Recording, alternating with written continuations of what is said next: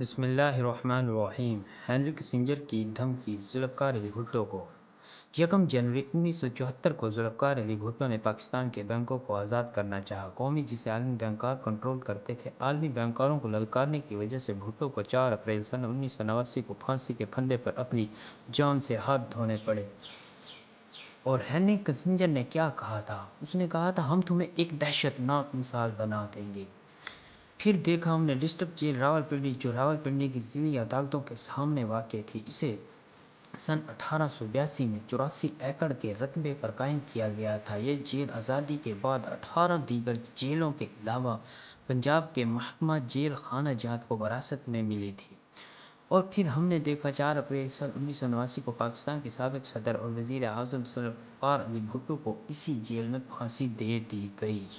سن 1986 میں ضلعی عدالتوں سے تقریباً 13 کلومیٹر دور اڈیالہ روڈ پر ایک نئی جیل بنائی گئی، جس کا نام اڈیالہ جیل رکھا گیا اور اسے مسمار کر دیا گیا۔ پرانی جیل کو سن 1988 میں جنرل ضیاء الحق کے حکم پر مسمار کر کے جناح پارک میں تبدیل کر دیا گیا۔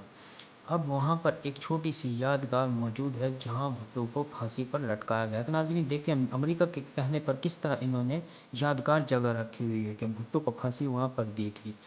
پاکستان میں جاگیرداروں کا مخصوص سیاسی کلچر رہا ہے۔ یہ بھٹو اب نصیحت کر اپنی قوم کو۔ 70 کے اشرے اور اس سے قبل بھی اکثر سیاستدان جاگیردار تھے۔ خود کو بڑا سمجھنا، حکومت یا حکومتی اہلکار کے سامنے جھک جانا، اپنے مخالفین اور محتاطوں سے ظالمانہ طریقے سے نمٹنا ان کا مخصوص طرز حیات تھا۔ لہٰذا سیاست اور اقتدار میں بھی دھونس اور نوکرشاہی یا حکومت کی پشت پناہی ضروری سمجھی جاتی تھی۔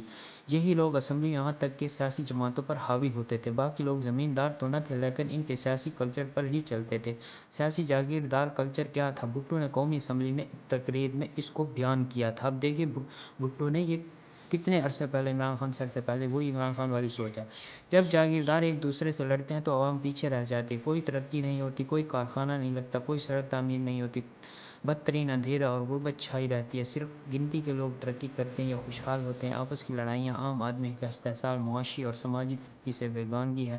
بھٹو کی میراث اور موجودہ پیپل پارٹی۔ بھٹو کے بعد پیپل پارٹی آمرانہ و نیم آمرانہ تسلط کے خلاف مسلسل جدوجہد کرتی رہی۔ حکومت میں بھی آئی، لیکن کرپشن اور خراب حکمرانی کی لپیٹ میں آگئی۔ سیاسی مصلحت کے تحت اب اسٹیبلشمنٹ کی لائن اختیار کرنے پر تنقید کا نشانہ بنی۔ بینظیر بھٹو اور بھٹو کے عدالتی قتل کے معاملے عشروں کے بعد بھی حل نہیں ہو سکے۔ تاریخ میں بھی بھٹو مزاحمت اور مقبول لیڈرشپ کی علامت کے طور پر رہیں گے۔ پیپلز پارٹی اب بھٹو کی بجائے بینظیر بھٹو کے ورثے کو مانتی ہے۔ بھٹو دور کے جیالے مر گئے، کھپ گئے یا بوڑھے ہو گئے، یا حالات نے انہیں لا تعلق بنا دیا۔ بھٹو کی پیپلز پارٹی کا عوامی رنگ تھا۔ ہفتے 10 دن میں وہ عوام سے رجوع کرتے تھے۔ رفتہ رفتہ یہ رنگ پھیکا پڑتا چلا گیا۔ بھٹو کی پارٹی میں جاگیردار کارکنوں اور پارٹی سے ڈرتے تھے۔